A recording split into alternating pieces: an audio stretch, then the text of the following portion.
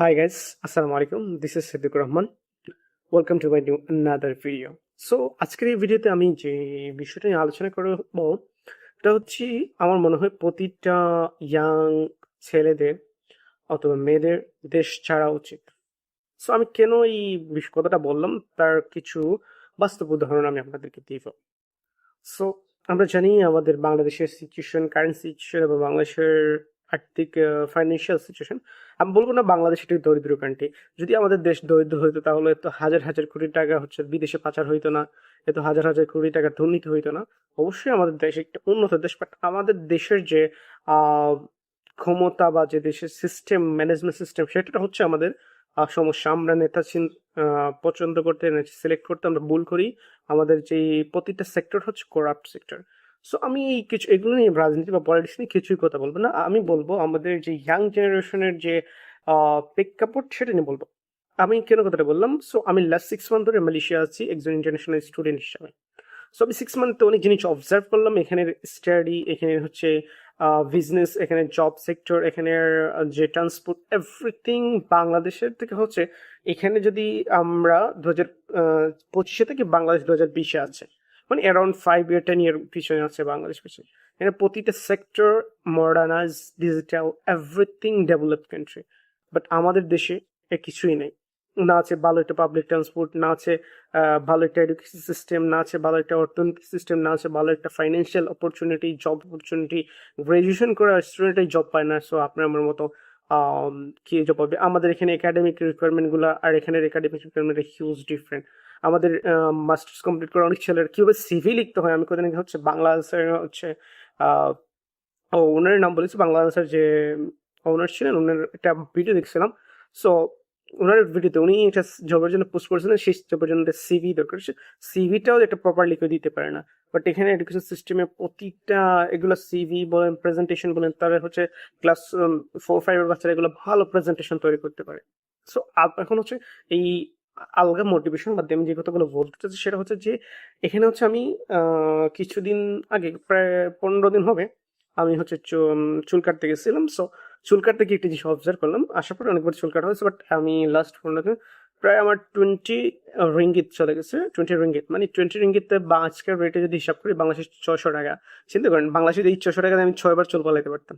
But এখানে হচ্ছে যারা সেলুনে কাজ করে, অনেক বাংলাদেশেরই সেলুনে কাজ করে, পাকিস্তানি আছে, অ্যারাউন্ড আপনি দেখা যায় 600 রিঙ্গিত, 600 টাকা বাংলা 20 রিঙ্গিত। সে যদি একদিনে যদি 10 জনের চুল পালায় তাহলে আপনি চিন্তা করেন 200 রিঙ্গিত, রাইট?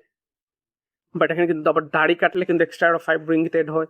প্রপারলি মুখ শেপটা করলে তখন আরো অ্যামাউন্ট বাড়তে থাকে। অ্যারাউন্ড যদি আমি 10 রিঙ্গিত ধরি বা 25 রিঙ্গিত ধরি, অ্যারাউন্ড যদি একজন একটা সেলুনে 10 জন মানুষকে সে চুল কেটে দেয়, অ্যারাউন্ড 250 রিঙ্গিত। সো 250 রিঙ্গিতে প্রায় 7,500 টাকা সামথিং। সো এই যে বিষয়টা আমি চিন্তা করলাম, দেখেন একজন মানুষ এখানে যদি একটা সেলুন দিয়ে বা কোনো একটা বিজনেস ওপেন করে, সে অ্যারাউন্ড এই টাকা হচ্ছে ডেইলি পার ইনকাম। সো আপনি 30 দিয়ে তাকে যদি গুণ করেন, দেখেন আপনি চিন্তা করেন প্রায় 7-3 প্রায় 2,10,000 টাকা। সো একটা সেলুন বা এখানে বিজনেস অবশ্যই, এখানে অবশ্যই লাভ লোকসান এবং বিভিন্ন বিষয় আছে, বাড়া আছে, প্লাস মাইনাস হবে। বাট অ্যারাউন্ড চিন্তা করেন বাংলাদেশের তুলনায় এখানে কিন্তু অনেক অ্যামাউন্ট কিন্তু হাই, রাইট? বাট আরেকটা বিষয় হচ্ছে, এটা শুধু এই দেশের না, বাংলাদেশের বাইরে যে দেশে যাবে সে এর থেকে বেশি ইনকাম করতে পারবে। বাংলাদেশে একজন মানুষ সর্বোচ্চ স্যালারি কত পান? সর্বনিম্ন যদি সেলসম্যান হয়, সর্বোচ্চ হচ্ছে অনেক 5 লাখ, 3 লাখ, 4 লাখ। এটা হচ্ছে অনেক এক্সপিরিয়েন্স অর্জন করার পরে ওইরকম একটা জব পাইলে। বাট ওইরকম জব কজন পায়? 1% মানুষের কাছে ওইরকম জব আছে। But majority of the job হচ্ছে 10,000 থেকে 50,000 এর মধ্যে। সো চিন্তা করেন এখানে হচ্ছে আমি যে পার্ট টাইম করি, আমি যদি পার্ট টাইম করি অ্যারাউন্ড মান্থলি আমার যে টাকা আলহামদুলিল্লাহ, বাট 50,000-এর উপরেই আছে। সো আপনি চিন্তা করেন 50,000-এর উপরে যদি আমি একজন স্টুডেন্ট হিসাবে এই টাকাটা অ্যাচিভ আর্ন করি, সো কি হবে? সো আমি একটু বাইরে আছি, সো চারদিকে তাকাইতে হচ্ছে। চিন্তা করেন এই যে অ্যামাউন্টগুলো আর্ন করতেছে, আমি না, আমার থেকে ভালো স্কিল আছে যাদের, এরা আরো বেশি টাকা আর্ন করতেছে।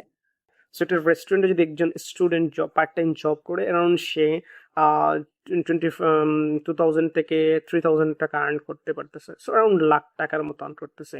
সো রেস্টুরেন্ট, সুপার শপ বলেন বা প্রত্যেকটা সেক্টরে একটা মরালাইজ একটা অর্গানাইজ সিস্টেম আছে, আওয়ারলি জব করে টাকা ইনকাম করতে পারতেছে, সে তার স্টাডি কন্টিনিউ করতে পারতেছে।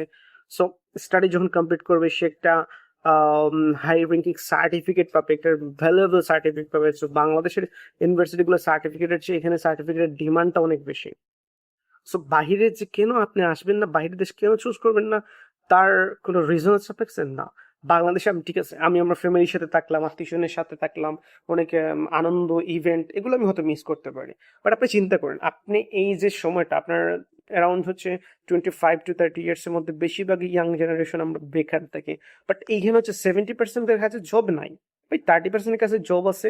এর মধ্যে থেকে হচ্ছে 10% ভালো জব করছে, 20% হচ্ছে মানে সে করেছে হয়তো বিজনেস স্টাডি নিয়ে গ্রাজুয়েশন, সে করতেছে একটা কোনো একটা সেলসম্যানের কাজ, এগুলো কি সে ইঞ্জিনিয়ারিং নিয়ে পড়ছে, সে সেলসম্যানের কাজ করতেছে, বিজনেস স্টাডি নিয়ে পড়ছে, সে সেলসম্যানের কাজ করতেই পারে, বাট এটা তার সেক্টরের মধ্যে পড়ে, মার্কেটিং সেক্টরের মধ্যে পড়ে। বাট আপনি চিন্তা করেন একটা ইঞ্জিনিয়ার একজন, বাট একটা চিন্তা করেন বিষয়গুলো, ওই রকম জব অপরচুনিটি বাংলাদেশে নাই।